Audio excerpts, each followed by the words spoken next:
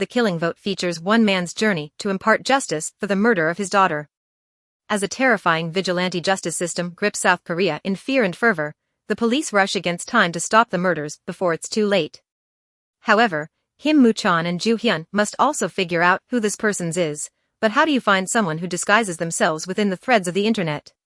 The series focuses on revenge and why the perpetrator wanted it, the true meaning of good and evil, and the police's rush to find Gadol had already understood even before The Killing Vote episode 12 that Suk-ju is one of the Gadols, along with Chulmin, his prison guard, Ji-hoon, and Yang Hae-jin, the prison doctor, among others.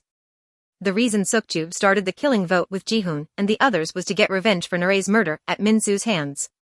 Thanks to Moo-chan's one incorrect decision, Min-soo got out scot-free with his mother, Ji-young's help.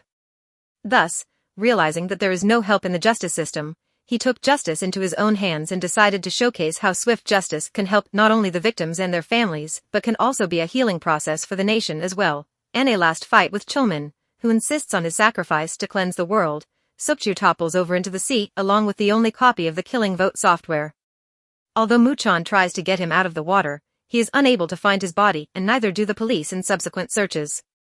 In the last scene, Hyun gets an email from someone named Watchdog who tells her that Suk-ju might have been spotted in Japan as a ship rescued a man in his 40s from the sea.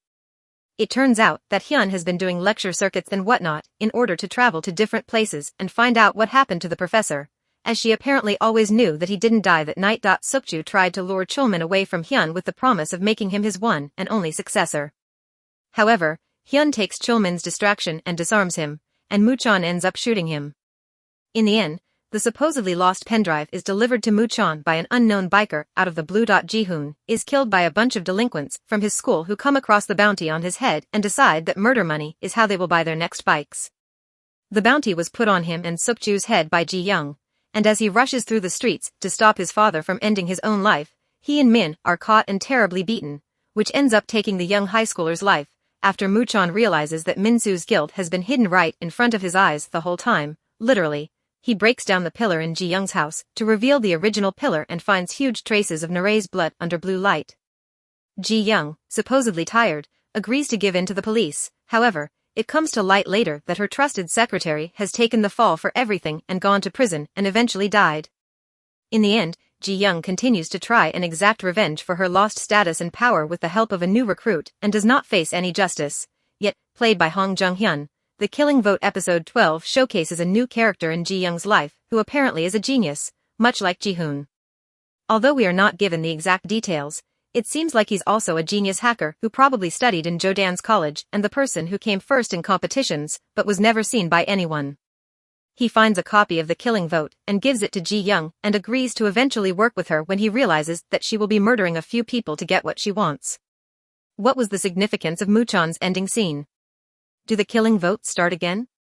Moo-chan, as it turns out, has taken vigilante justice very seriously in the Killing Vote finale and has continued to impart justice where the justice system has failed. Thankfully, he isn't out to murder people, but he does show Ko Dong-kyu his place and beats him senseless in an alley. We next hear that the Killing Vote has restarted, but we are left hanging on who is orchestrating this one, with one copy with Moo-chan and one with Ji-young. However, it is certain that as long as justice fails to prevail and bad people slip through the fingers of the law for whatever reason, the killing votes will continue on in one way or another.